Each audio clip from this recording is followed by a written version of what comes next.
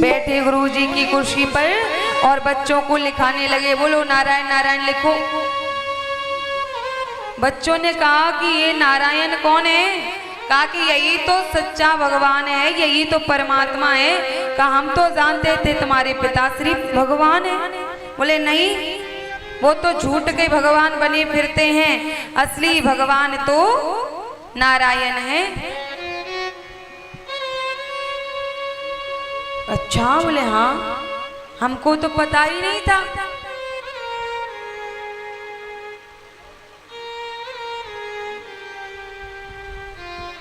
उसी समय आ गए गुरुजी, और गुरुजी ने देखा तो सब बच्चे नारायण का नाम लेकर के झूम रहे थे, भक्ति में झूम रहे थे। बच्चों ने जब बच्चों को झूमते हुए गुरुजी ने देखा, गुरुजी ने पूछा इन बच्चों को क्या हो गया? नारायण नारायण की आवाज आई, गुरुजी घबरा गए, ये क्या हो गया, ये क्या हो गया?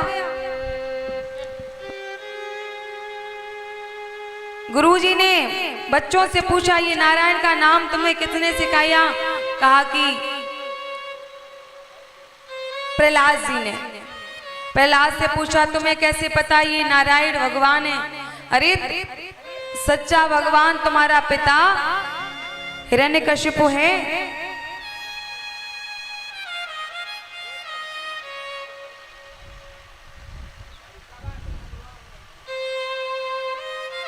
परीक्षित जी, ओ परीक्षित जी, उन्हें कोई मतलब ही नहीं। परीक्षित जी,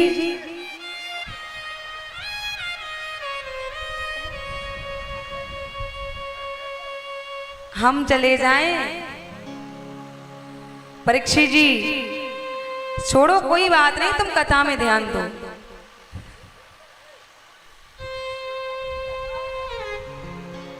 कहा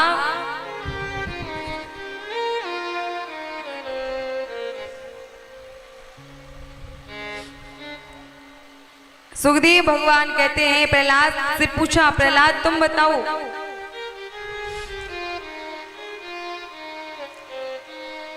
तुम्हें किसने ये नारायण का नाम सिखाया? बोले हमें किसी ने नहीं सिखाया। फिर तुम्हें कैसे पता चला कि ये नारायण भगवान है? तो कहा कि हमें पता ऐसे चला, एक बार मैं अपने नगर का भ्रमण कर रहा था तो एक कुम्हारी जोर जोर से रो रही थी। कुम्हारी जोर जोर से रो रही थी। मैं उस कुमारी के पास गया, मैंने पूछा कुमारी क्यों रोती हो? तो पूछा कि क्यों रोती हो? तो कुमारी ने कहा कि प्रहलाद, मैंने बर्तन पकने के लिए रखे थे, उनमें आग लगा दी और उन बर्तनों के अंदर बिल्ली के बच्चे फंसे पड़े हैं। तो मैं नारायण से प्रार्थना कर रही हूँ कि नारायण ऐसी कृपा करना, ये बच्चे जीवित निकल आए। अगर ये बच्चे आज जल कर के मर गए तो इस हत्या का पाप मुझे लगेगा। तो प्रहलाद जी ने कहा कि अरे कुमारी, नारायण कौन है? कुमारी कहती है कि असली भगवान नारायण है। बोले नारायण? हाँ। कहा भगवान तो मेरे पिता हिरण्यकशिपु हैं। बोले तुम्हारे पिता नहीं, असली भगवान श्री नारायण है, तुम्हारे पिता तो नकली में भगवान बने। प्रहलाद जी कहते हैं कि कुमारी मैं नहीं मानता कि नारायण भगवान है। बोले क्यों? क्योंकि वो कभी दिखते ही नहीं है, दिखे ही नहीं है। मेरे पिता साक्षात रूप में है। मैं तब मानूंगा जब कि भगवान है, जब भगवान तुम्हारे इन बच्चों को आकर के बचाते। कुमारी ने कहा ठीक। कुमारी से प्रहलाद कहते हैं अगर बच्चे बच गए तब तो मैं समझ जाऊंगा कि वास्तव में भगवान है, और बच्चे नहीं बच पाए तो फिर मैं तुम्हें फांसी की सजा सुनवाऊंगा अपने पिता के मुख से। कुमारी ने कहा ठीक। प्रहलाद जी ऐसा कहके चली गई। अब वो कुमारी सारी रात्रि भगवान से प्रार्थना करती रही, हे प्रभु आकर के इन बच्चों की रक्षा करना, क्योंकि अगर आज ये बच्चे इस आग में जल करके मर गए तो मेरा तो कुछ नहीं बिगड़ेगा, मुझे तो प्रहलाद फांसी की सजा सुनाएगा, मैं फांसी पे चढ़ जाऊंगी, मर जाऊंगी, लेकिन इस दुनिया से तुम्हारा नाम उठ जाएगा, दुनिया के लोगों का तुम्हारे ऊपर से भरोसा उठ जाएगा, लोग वास्तव में हिरण्यकश्यप को भगवान मानने लगेंगे। इसलिए प्रभु मेरे लिए नहीं, अपने लिए न बच्चों की रक्षा करना। अब जैसे ही सुबह हुई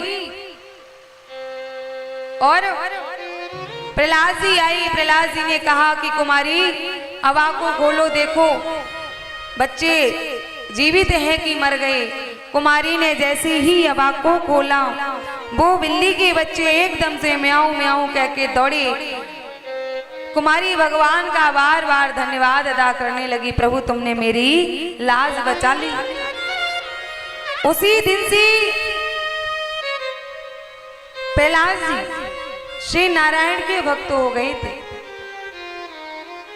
प्रहलाद जी संडामर्क जी से कहते, मुझे उस दिन पता चला कि मेरा पिता भगवान नहीं है, भगवान तो नारायण है। एक बार की बात, हिरण्यकश्यप ने अपने बेटा प्रहलाद को बुलवाया, प्रहलाद से पूछा, बेटा तुमने अभी तक क्या पढ़ा बताओ। तो प्रहलाद जी कहते हैं कि ये जग मिथ्या है, जग एक झूठा सपना है, कोई किसी का नहीं है, सच्चा साथी तो नारायण है।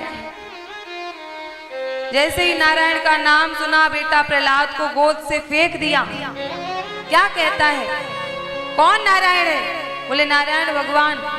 किसने कह दिया नारायण भगवान है? संडामर्क के गले पर तलवार रख लिया। मैंने तुमसे कहा था मेरे बेटे को दैत्य नीति सिखाना, तुमने देव नीति सिखाई है, मैं तुम्हें जीवित नहीं छोड़ूंगा। संडामर्क जी कहते हैं कि इस बार और मौका दे दो, एक मौका दे दो।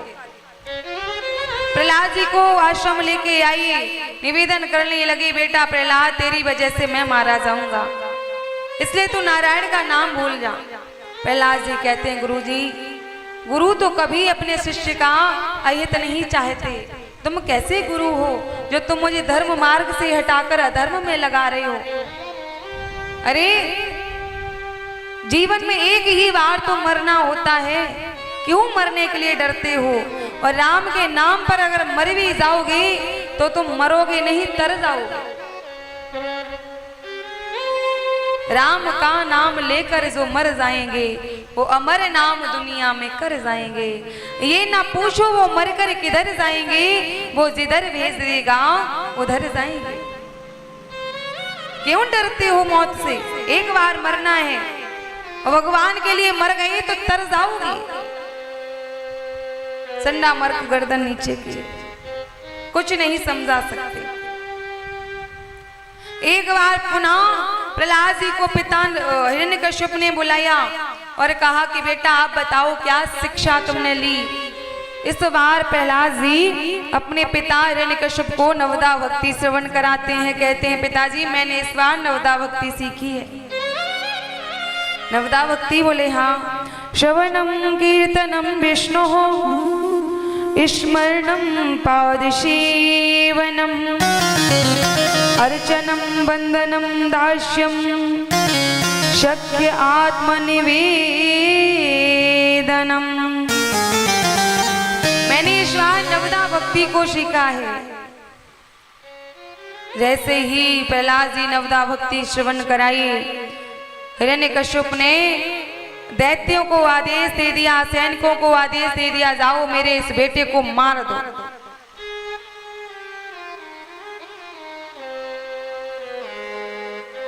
अनेक प्रकार से सैनिक मारने का प्रयास करने लगे। प्रहलाद जी को ऊंचे पहाड़ से खाई में गिराया तो बीच में भगवान ने अपनी गोद में प्रहलाद को ले लिया। प्रहलाद को कुएं में धकेल दिया तो भगवान स्वयं प्रहलाद को कुएं से रस्सी का रूप लेकर के निकाल के बाहर लाई। प्रहलाद को काल कोठरी में ढकेल दिया तो स्वयं भगवान ने अपने भक्त की वहां रक्षा की। हर प्रकार से अपने भक्त की रक्षा की। एक बार भगवान की होके तो देखो, वो तुम्हें अपना ना बना ले तो कहना। वो तुम्हारे ऊपर कभी कोई आंच नहीं आने देंगे। वो तुम्हें हर मुसीबत से, हर विपत्ति से दूर करके रखेंगे, बचा के रखेंगे। एक बार भगवान के होके देखो।